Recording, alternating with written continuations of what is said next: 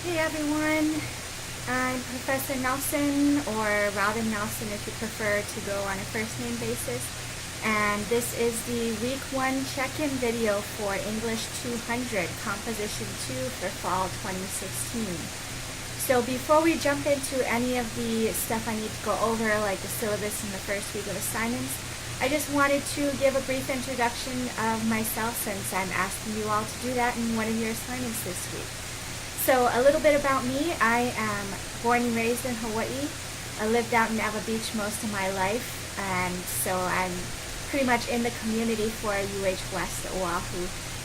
I'm a graduate of Campbell High School, and I attended Chaminade University for my bachelor's and graduated in 2009 with my BA in English, and then went to the mainland for a couple years, Cal State San Bernardino, and did my master's in English Comp there, finished in 2012. Since that time I've been teaching pretty much continuously. I started off going back to my alma mater, teaching at Chaminade for a couple of years, and then I ended up teaching simultaneously at Chaminade and UH West for about a year before I made the transition all the way to UH West.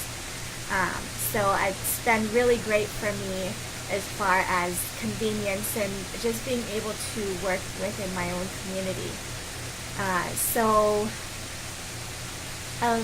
Not too much about me that's interesting. The one thing, and I do this with all my classes, so I'll do it with you guys too. If there's any of you that are on campus or near campus and looking for something to do other than school and work and life, the university has a university chorus that is open to students and to community members. I've been singing with the chorus for 3 years. We're always looking for new people, so if there's someone who likes to sing, and don't tell me you're bad at it, because it doesn't matter, there's 10 to 15 people to cover up for you. If you like to sing, come check the chorus out. We meet on Tuesdays and Thursdays from 11 to 12:20 in room C225. Anyways, that's my shameless plug for the chorus. Again, I do it all the time, so don't freak out on me. But I wanted to welcome everyone to our class, and in this video this week, it's going to be a little bit of general information, how to navigate our course page, because it's not all on Laulima. If you're used to online classes, I've created a separate website for that. So looking at let's actually start with our course syllabus. Let's start with Laulima. And I'm going to follow along on my computer, so if you see me looking to the side, that's why I'm looking at my screen to follow along here. So if you log on to Laulima,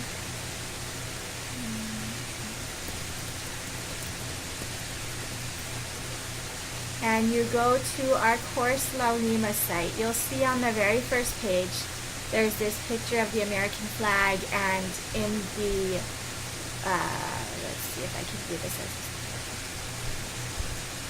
In the worksite information section, there's a little blurb I put there that says, well, we may be using our course Laulima site for the posting of resources, grades, and other course documents. We'll be using WordPress as our main course page. So I give you a link right below there. If you look after the words before the American flag, there's a link to our WordPress site.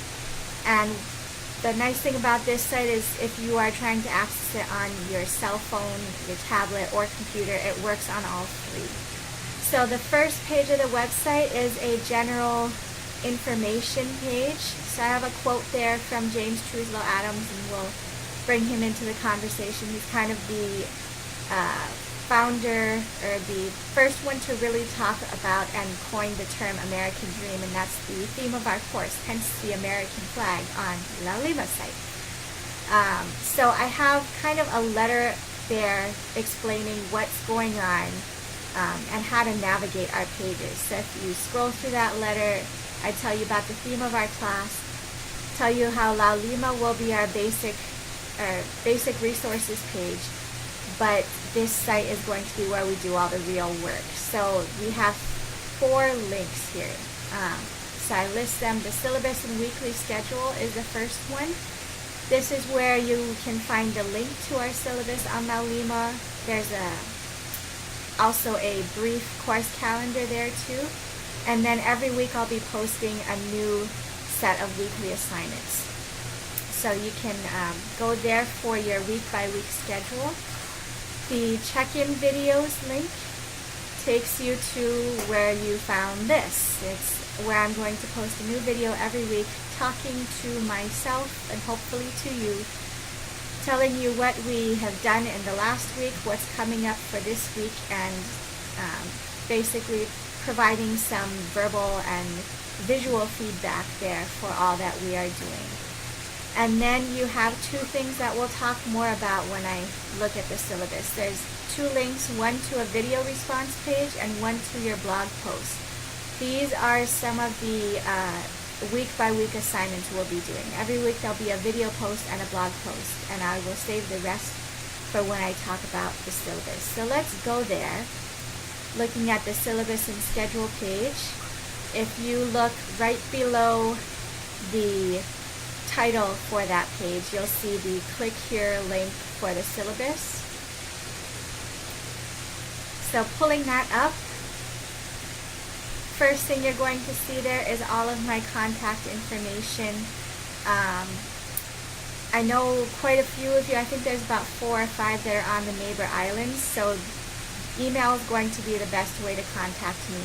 At some point I will be giving you guys a phone number when we get to the end of the semester and we do conferences, but for now we're going to stick with emails. If you are on campus or around, you live on island, and you want to come see me, speak with me in person, you're better off to make an appointment for that for 2 reasons.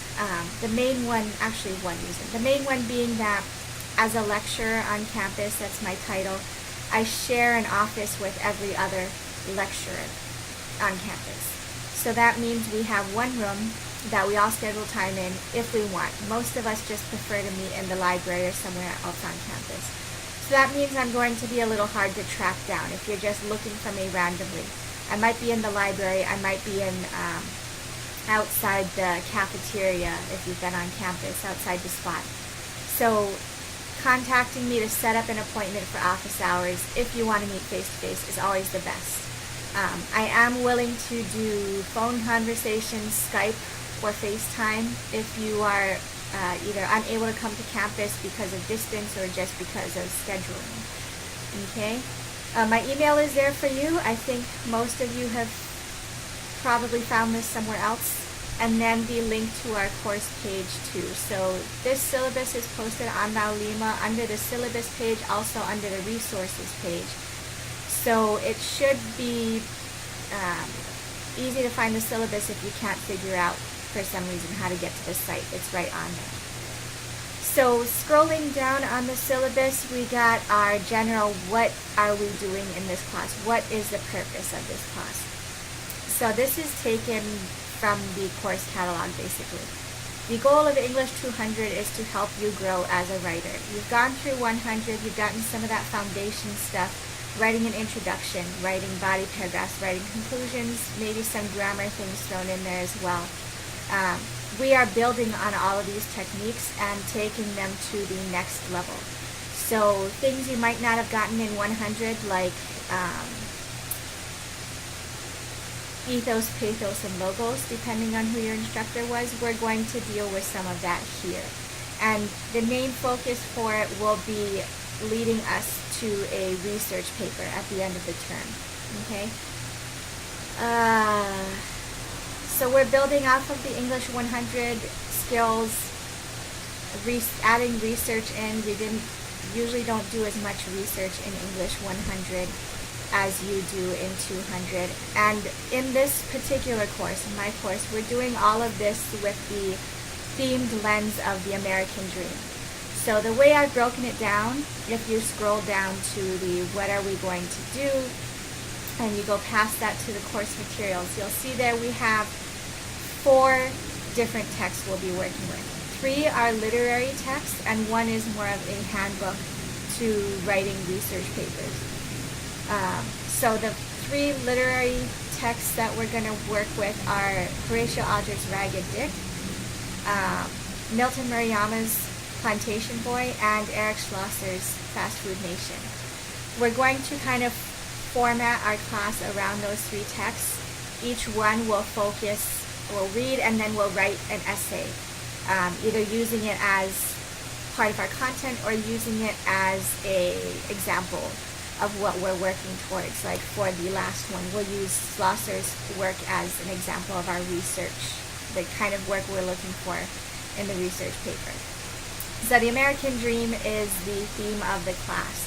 Each of those texts we will focus on some aspect of the American Dream and develop from there. We kind of go from, we'll start this week with 1950s American Dream, and we will go all the way up to early 2000s modern day American Dream. Okay? So in addition to your textbooks, you also need, because this is an online class, access to the internet, meaning the course itself, the online page, and your email. I will be doing the majority of our communication either on the course page, or I will contact you through email. So please, please, please make sure you're checking the email. If there's an issue with something on the site or an assignment, I might change a due date for some reason, it's going to show up there first. Okay, so make sure you are keeping an eye on your email if you aren't a regular about that already. The other thing you're going to need is some kind of access to a program for typing your papers, whether that be Microsoft Word or Google Docs. Either one works for me, but it needs to be, correctly formatted and all that stuff. And I do have a link on the syllabus because it's something very few people know about at UH in general. UH has access to Office for Education, which means you can get a copy of Microsoft Office 365, that's the newest version of Microsoft Office, for free for 4 years, or as long as your UH email is active. So I put the link there. All you do is click that link. They give you a little box to put your UH email in, and then they send you a link to that email to download the programs. There's an online version and you can download it too. With the downloads though, you have to make sure if you have an older computer that you have Windows 8, I think is the minimum. Otherwise it doesn't work. Okay, so in addition to the other online stuff, you also need a WordPress account. And I sent an email to someone earlier today who asked, do I need to create a WordPress blog? Is that where I'm posting everything? You do not need to create a blog. The purpose of the WordPress account is really so that when you are posting your videos and your responses to our course page, it gets linked to your name. Otherwise, you have to put everything in every time. There'll be a section that says like, what's your name, what's your email, what's your organization, and your comment. To save yourself that time and to make it a little bit more organized on the course page, I'm asking you to create that account. But you do not have to create a blog, so just keep that part in mind. A YouTube account, you're also going to need that for what I will explain in a bit, our video responses. And the weird thing, even though you have Google accounts through UH, the Hawaii.edu's use Google, it does not work with YouTube. I don't know why. So you're going to need to create a new Google account just for posting YouTube videos. If you already have a YouTube account, you're good to go. You can start doing your videos and post them away. But if not, make sure you do this step. It's on the to-do list for week number 1. Okay, and then you have to have an adventurous take on technology for this class. We're doing a lot of tech stuff. And so take your time with it. If you're not a tech-savvy person, don't freak out. Generally in the first week, I get, out of 20 students, I might get 15 emails telling me, I don't know how to do this, help me. I will help you. Take a deep breath. We're going to be able to do this. Okay, I'm not asking you to do anything too complicated. Once you do it the first week, it's pretty much the same every week thereafter. Okay, and then as for writing, you need a spirited attitude that's ready to analyze, ready to write, ready to draft, redraft, learn, try, fail. See, writing and rhetoric is fun and empowering, not just a course requirement. Okay, be ready to learn something new. Don't just come into this class thinking we're going to write. We're going to do writing. It's an English class, kind of a thing you do. But we'll also be taking time to think about things outside of writing and really develop those critical thinking skills that are also important in college. Okay, so now we get to what are we actually doing in this class? What is the work that's required? So there are 3 major requirements. The first one, every week there will be a blog post. So this is a written response to a topic that I post up for you. This week it's actually a response to a video that I'm going to have you watch, and I'll go over this towards the end of this video, what's coming up this week. But other times it may be I just ask you to respond to something we've read, or any other assortment of things, different links.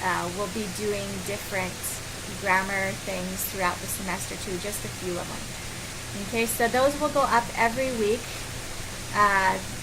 As I wrote in the syllabus, they're meant to be spaces where you respond to the readings, you answer questions, you comment on your fellow classmates' ideas. So these blog posts and also the course in general is meant for you to interact with each other. And the reason we're using a WordPress page is because I think La Lima doesn't really allow so much for that collaboration.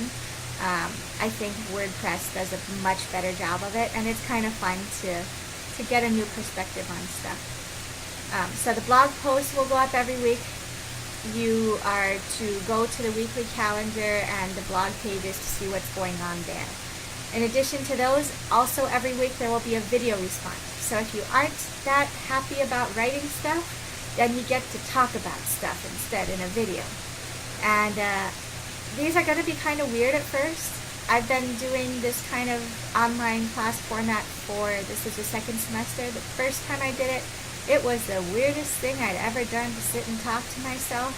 But now my sister's walking around looking for stuff and nobody even cares. So it will become a normal thing, and it will be much less awkward as you get more and more used to it. So those video responses are a chance for us all to see each other, because otherwise none of us get any visual contact with anybody. It's similar to the blog post in that you are getting a prompt, but you're responding in video form in this time. So this first week's one is just give me an introduction to yourself. Next week might be something along the lines of discussing a theme that you see developing in Ragged Dick. Okay, so there will be specific prompts, but they will vary what they're asking you to do every week. Hence the reason for the YouTube account. These videos are coming from your YouTube. So you're going to have a YouTube channel just for this page, possibly. Okay, and then outside of the weekly assignments, we have 3 major papers that we'll be writing. And again, we'll read each text, and then we will take time to write a paper. So as we work on Ragged Dick, if you looked at the syllabus, I break down each one. After Ragged Dick, we'll be writing a passage explication. As we read that first novel, we'll be working on the idea of what is a passage explication. What does it mean to explicate a passage? And then you will use what you've read from Ragged Dick and write about the content of that story. And there'll be 3 different topics there. I will get the actual details of this assignment up once we start working with Ragged Dick. Then the second paper is a mini research paper. That first one, the explication is not asking you to do any research whatsoever unless you desire to. The second one is going to ease us into research writing. We'll be working with Milton Maruyama's Plantation Boy, which if you are from here or not, it's a really interesting book written entirely in Pidgin. Don't freak out by that. I know it sounds scary for some of you. Written entirely in Pidgin, and focuses very much on Hawaiian history in the period from about 1941 to 1950, 1960. Okay? So we'll be working with that book, and then we will do a mini research paper that asks you to draw on those historical, political, racial issues that you'll find in the book and write an essay where you do some secondary source researching for that. And then our final paper is the big one. It's a long research paper. It's going to be 10 to 12 pages, I'll just tell you right now, so no one thinks I'm throwing it at you at the end of the semester. This essay will follow Eric Schlosser's Fast Food Nation. We're going to read that one to help us with our American Dream theme, but also as not for content alone. It will be a kind of pedestal, held up on a pedestal version of a research paper, but it's a research book, really. So that final essay we will use as a culmination of the American Dream theme. You get to choose a topic, the American Dream and something. So I've had things like the American Dream and superheroes, the American Dream and rock music, the American Dream and television. Right? I'm kind of a media person, so I like those topics and remember them. But anything else we'll do as well. I've had the American Dream and soccer, right, or sports. So you will get to choose what you're going to focus on there, and then you're going to come up with a research argument that shows us something new about this aspect of the American dream. And this paper will be broken up into several small parts. So if you look at the course overview, we're doing first a topic proposal, then an annotated bibliography, and then a draft, and then the final. So there's steps along the way to make this 10 to 12 page paper seem much less daunting. Okay? And one other thing to mention with all of the papers especially, two things.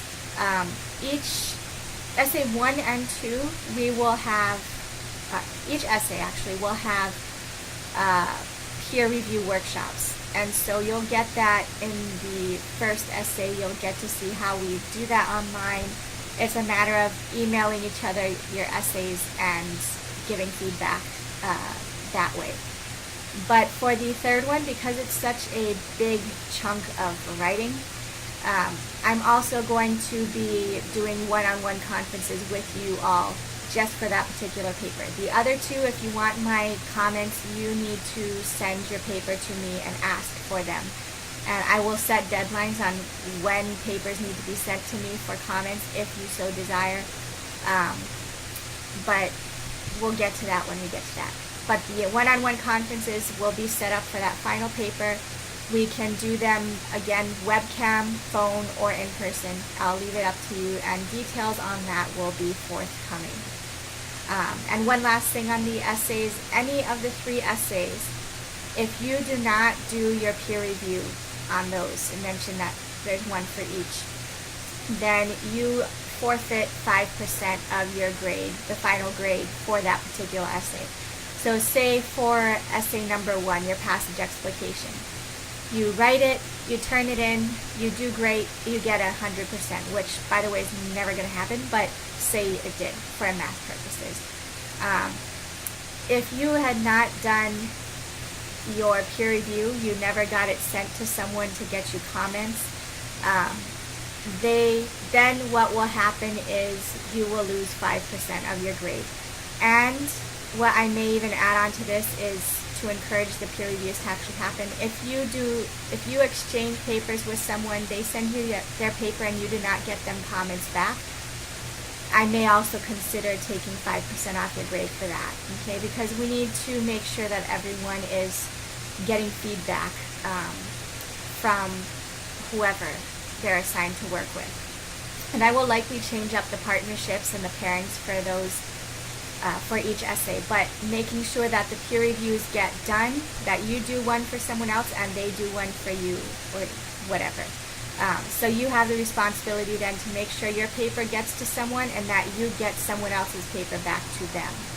Either way, if you skip one of those, you lose some points, Okay, so again, if your paper earns 100% and you don't do that peer review, you're automatically down to a 95, which if you're not nitpicky, it's great.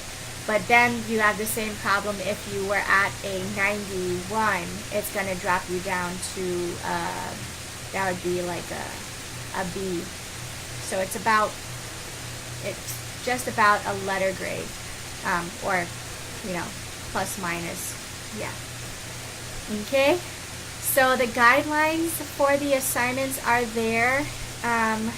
One thing I'm likely going to go back and add, I like the essays submitted to La Lima a certain way. I prefer PDFs, so if at all possible, and I'm going to require they be submitted as PDFs because I can write comments directly on those on my computer and get them sent back. So papers should be sent as PDFs, and also name the file name with English 200, your last name, an underscore, and then the title of the assignment by whatever it's called on La Lima. So if it's called essay number 1, for example, I'd have English 200 Nelson underscore essay number 1, right? It makes it easier for organizational purposes. As far as the formatting for the papers themselves go, it's basic MLA stuff. So typed, double-spaced, 12-point Times New Roman font, 1-inch margins, last name and page number in the upper right-hand corner of every page. That's the header of every page.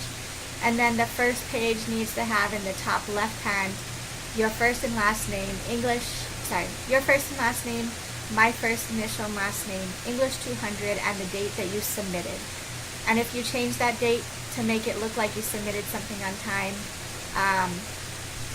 it's going to show on WordPress or La Lima that that wasn't the case. So don't try to get away with that. Let me talk about a few of the policies actually. So several of the policies I'm going to allow you guys to look over, but the main one that we need to talk about is late work. I do not accept any late work. With online classes, they just move too fast. There's too much to do. So if you submit something late, then that's it. Although there is one caveat to that, I do allow one free late work submission per person per semester. So if there was something that happened on a weekend and you did not foresee this event happening and you forget to turn in an assignment, then you can submit that one thing late, but that's your one chance. Okay, so you're better off just to turn everything in on time. And if you do know that you're not going to be able to submit something, say you are traveling or there's a death in the family and you have to go to a funeral or you're emotionally distraught or something, let me know ahead of time. Ahead of time is always better than after something's due. I usually will grant extensions if the reason is good enough. Okay. Other important things for the class, the policies on plagiarism are pretty straightforward. Just don't plagiarize at all because I always catch someone doing it every semester. And you can kind of see I'm tech savvy, so anything online I can find where you've gotten it. So just don't plagiarize. The policy is there for you.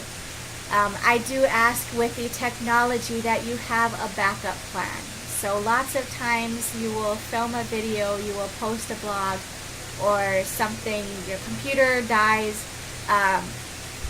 Technology is not always the most reliable thing. So make sure you have a backup plan of some kind. If your internet is spotty, make sure you go to a library or something. And again, if there's issues that are one-time issues, let me know ahead of time and we can probably work something out. But for the most part, just have a backup just in case. Okay, other policies here. Don't think there's any other policies I really need to go over. But the last thing I will mention for the syllabus before we talk about what's coming up next or for this week, because I'm running really long on this video, is your grade breakdown.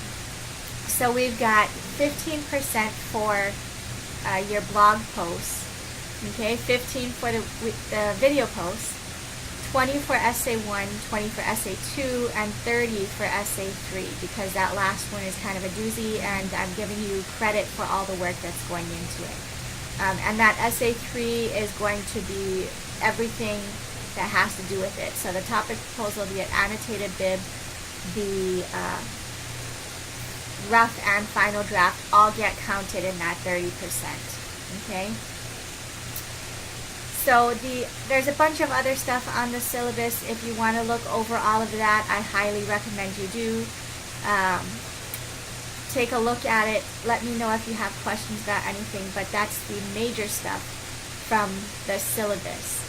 As far as what we are doing this week, let me go to our video response page. So first thing that you should probably do this week is do your video response, because it's pretty easy. Do a video kind of like this, where you are going to create your YouTube account, do all that, and then film yourself introducing yourself to the class. So tell us who you are, where you're from, where you grew up, where you went to school, what you like to do. Do you have any interesting hobbies or things that you do non-academically, like my chorus, which again, join the chorus. Do you have any crazy stories to tell about the summer months when we're all sitting around working, not going to school? Maybe you were in school, I don't know. What's your major? What do you want to do with your degree? What's been your experience with English classes so far? What do you think about the theme of our class, the American Dream? What does it mean to you at this point? Okay, or anything else you really want to tell us. Go for it. Hopefully you don't make a 31, 35, 40 minute long video of yourself talking, but just give us an introduction. Have fun with it. And then the blog page. This is your other major assignment for this week. I'm asking you to watch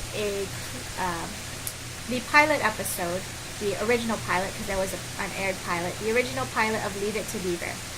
So if you don't know what Leave It to Beaver is, it's an old 1950s, late 1960s, black and white, for the most part, TV show that followed the Cleaver family. So it was Beaver Cleaver is the young kid that most of the show follows. He had a brother, Wally Cleaver, and then the parents that you see in the episode, and in that particular episode there's also a teacher, Miss Canfield. And the title of the episode actually is Beaver Gets Spelled, like spelling, but it's how he would say expelled, like expelled from school. So that gives you a hint of what the storyline is about. And then once you watch the episode, I ask you to write your blog response on one of two topics. So either on the individual definitions of the American Dream, where I say, tell me what the American dream means to you. What is your American dream? And then looking at the Leave It to Beaver episode, how do you see the dream being defined in the show? Provide specific examples, and how does your own definition compare to that portrayed in the episode? Why do you think your dream is similar or different to what you saw there? Your other option for topics is looking at the roles of the family members or the characters in general. I ask you, what roles were the family members expected to play in the Leave It to Beaver episode? What were the roles, responsibilities of the wife or mother, the husband, the father, the children, or the brother, and their relationships with each other? Provide examples of how these roles were demonstrated in the episode. You might also consider the other aspects such as costuming of the actors, how they were positioned if you're a film person, blocking, camera blocking, character blocking, framing, different terms like that. And or how the members of the Cleaver family interact with other characters. Then consider the way these roles how the way these roles were presented might comment on the values and ideals of 1950-1960 America. Okay, so this is going to be equivalent to 2 to 3 pages double spaced. But what you do with both your video actually and your blog is you just put them in the comment section. So the blog post, you can type it on Word as your backup and then copy and paste it into the comment on the blog page for week 1. With the video, you take the HTML address, the HTTP address, whatever, and plug it into that enter your comment here box and hit enter. Okay? And again, please do that once you've created a WordPress account already. General schedule stuff, other than those particular assignments, you're also reviewing the syllabus, reviewing the schedule, clicking around our course page. Have some fun with it. I've worked really hard on it and I'm kind of proud. So, oh no, 7 deadly sins, but I am proud. And then I remind you to create your WordPress and YouTube account. The syllabus has the information on both of those, and then your video and blog journal. And one thing that I mentioned up in the reads section of that week 1 schedule is you also need to be buying your textbook soon, but your first textbook that we'll be working with, the Ragged Dick story, is actually a public domain piece of writing, public domain work, and you can find it for free on the internet in HTML ebook versions, and I'll be providing a link to that next week once we start reading it. I'll find one and provide a link for you, so that would save you from having to buy it. And I also think when I post the readings, I'll put chapter numbers rather than pages, so that you can know what to read if you're using the ebook or electronic version.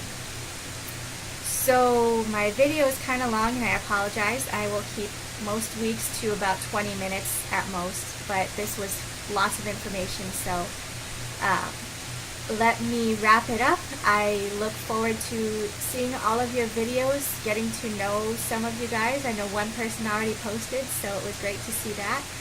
And I will check in again next week.